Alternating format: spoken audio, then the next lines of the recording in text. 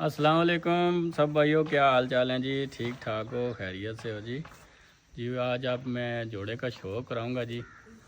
इंशाल्लाह आपको बहुत मज़ा आएगा जी। अभी जोड़ा बंद करने लगे हैं तो मैंने कहा पहले वीडियो बनाता हूँ, फिर दोस्तों भाइयों को शो कराऊंगा। तो सब भाई कमेंट में बताना जी कैसा लगा ये जोड़ा। ये देखें माशाल्लाह, नर की आँख माशाल्लाह बहुत ही खूबसूरत कबूतर है, लाइट वेट। पर चेक करें कबूतर का,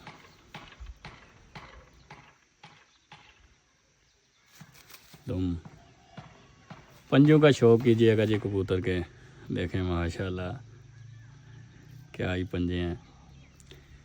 अभी मैं आपको मादी का भी शो कराता हूँ, फिर इस जोड़े को छोड़ के ना वो भी शो कराऊंगा खाने में।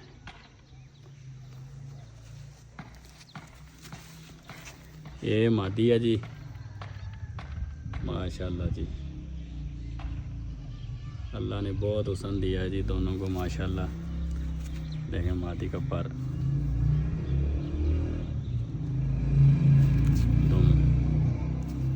इसके भी पंजे माशाल्लाह बहुत ही अच्छे हैं, बहुत खूबसूरत जोड़ा है माशाल्लाह। सब भाई दुआ करना जी जोड़ा अच्छा रहे जी माशाल्लाह।